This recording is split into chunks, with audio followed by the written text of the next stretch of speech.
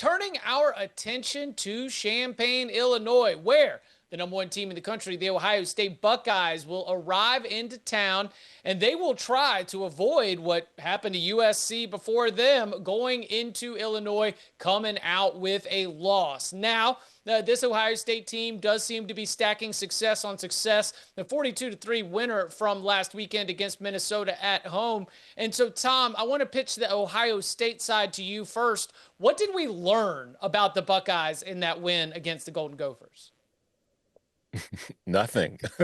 I mean, what we learned is that Minnesota is not nearly good enough to compete with Ohio State. The Buckeyes team that showed up and faced the Gophers last week was just a much better football team, and they played that way. I think we learned far more, honestly, about Ohio State on the road 2 weeks ago against Washington than we did against Minnesota, because if you look at how Ohio State has played this year, outside of that opener against Texas, the road game to Washington was their worst performance of the season. They won comfortably. They won 24-6, but they did not have the explosive nature on offense that we've seen them have in every other game. And while they only allowed 6 points, Washington's offense had 3 red zone possessions in the game. They had to settle for field goals twice, and they turned it over on downs a third time. So Washington was able to move the ball better than those 6 points they scored would have you believe. So now Ohio State's going on the road again this week to face an Illinois offense that's been one of the better offenses, particularly in the passing game, one of the more explosive offenses in the country. So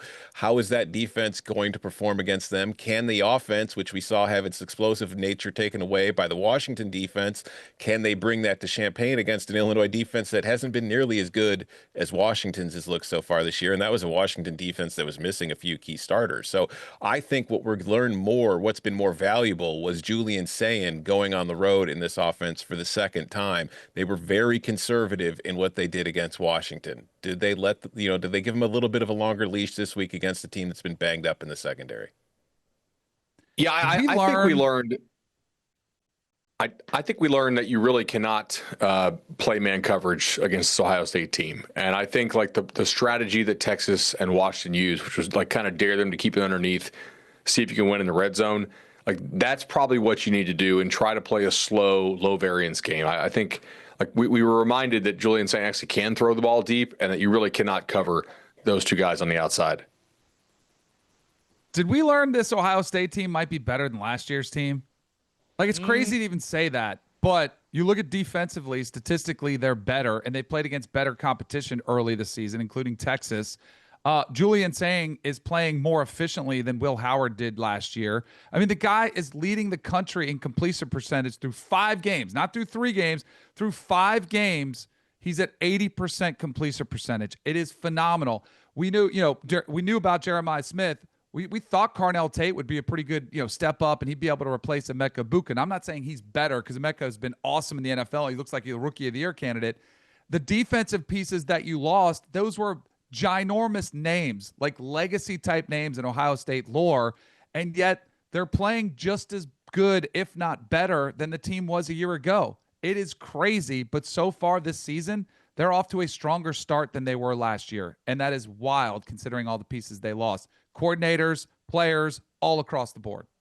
Yeah, Danny, I think that is a very fun position to take, but I cannot get out of my head Ryan Day telling us about load management and telling us about, because they don't have the proven experience this year that they did last year.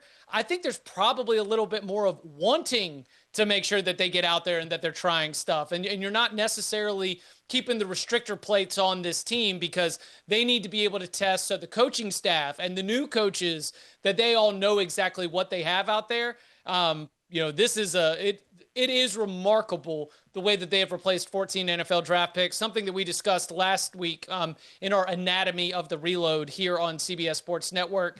But I don't know if I'm ready to say all the way that this year's team is better, but they certainly have shown us that championship caliber a little bit earlier than what we have seen. Speaking of championship, yeah, go ahead. Can I say something real quick? Because maybe it's in my head because I don't know what site it was, what Bucknut site it was, but they were like, oh, Kanell said that they were afraid to let Julian Sayin throw.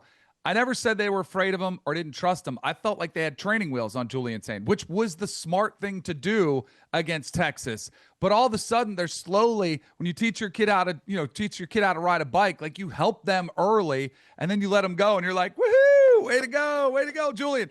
This past weekend, they finally are starting to let him loose, which is the type of play you're going to need out of him. But rather than risk him early in the season and potentially harming his confidence or having a slower start, and everyone's like, oh, is Julian Sain the guy?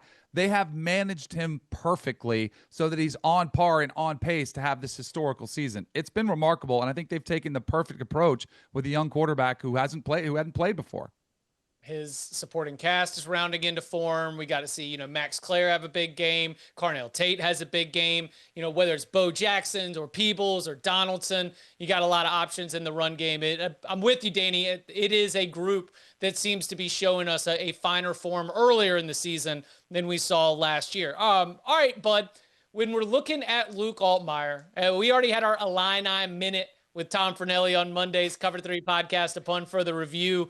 Don't worry, Tom. I'll spoiler alert, Hank Beatty is my all-purpose player on my CBS Sports midseason All-American ballot. You'll be very happy to know that.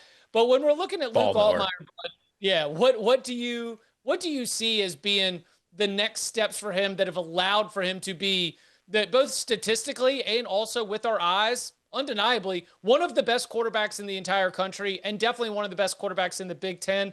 What do you think has helped unlock this for Altmaier, especially after losing 2 wide receivers to the NFL? I think it's just his presence and his maturity, right? Experience in the system. This guy has played a lot of college football. He's become more comfortable in every season that he's played. He's a guy who's very accurate. Arm is not huge, but it's decent enough. He generally knows where he's going to go with the ball. I think the real key here is going to be how does he handle pressure? If you look at it, his numbers traditionally have not been all that good when pressure. There is a pretty big delta there. And if I'm Ohio State, I say, hey, with all due respect to our all-purpose player, Hank Beatty, my guys can cover their guys.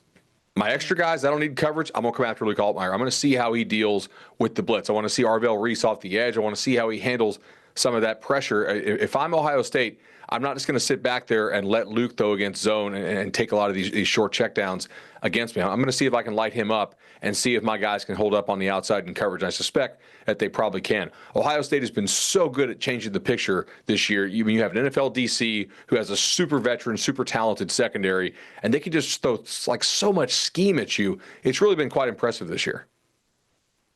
Yeah, I think another thing that's worth mentioning as far as Luke Altmaier and his performance so far this season, in which he has statistically been one of the better quarterbacks in the country, it's also his 3rd year as a starter under the same offensive coordinator in Barry Lunny. So it's like he knows the offense inside and out. He knows if the defense is in this is where I'm going to go. He's got everything memorized, and it's making things a whole lot easier once the snap is made. But as Bud discussed, Ohio State's defense is a bit of a different animal than anything Illinois has seen. And this is an Illinois offensive line that I feel has struggled for most of the season. They've been better in pass protection the last 2 weeks against USC and Purdue, but I think that has a lot more to do with USC and Purdue than anything else. They really struggled against Indiana, which did a lot of the similar things I expect Ohio State will do. And they struggled against Duke early in the season, which was another defense that likes to throw a lot of different stuff at quarterbacks and give them different looks to try to confuse them pre-snap. I think Ohio State will very much be trying to do the same things. And as Bud mentioned, I think Ohio State is better equipped in the secondary to go one-on-one with Illinois' receivers and try to force them to find the open guy in very little time. But the one thing he has going for him, like I mentioned, is he's been in this offense a long time. If he's going to be able to process it quick and get it out, this is one of the few quarterbacks that you think should have the ability to do so. So it'll be interesting to see how this passing attack looks against Ohio State. Agreed. I think this is one of those games where you're going to get a little chess match between Luke Altmaier and Matt Patricia. The veteran quarterback who knows where to go with the football quickly. He knows how to get it out of his hands. He won't turn it over, but he has taken a lot of sacks. And that's one thing that I don't know if you can survive this type of game when you're, taking sacks, playing long yardage situations, whether it's 2nd and 14 or 15, then it becomes 3rd and 15 as well. You cannot survive against this Ohio State team when you're playing behind the chains like that. So early on, I think it's going to be really, really clutch that Luke Altmaier either throws the ball away, knows where to get rid of it quickly, but Matt Patricia knows that too. So there's going to be that chess match where we saw so many disguised looked and disguised coverages and zone pressures where you're showing blitz, but you drop back in zone and you're trying to fool Luke Altmaier into throwing maybe a hot route into zone coverage. That's where you create those turnovers. I can't wait to see how it goes down because it was one thing against Arch Manning. His first big start, he was totally confused in that game. Can you confuse Luke Altmaier the same way will be a huge key to this game. Well, as a Luke Altmaier podcast, we, of course, are supporting Luke Altmaier in this efforts against one of the best defenses in the entire country. That'll be in the noon slate. We'll see if the number one team in the country can get in and out of Champaign with a win.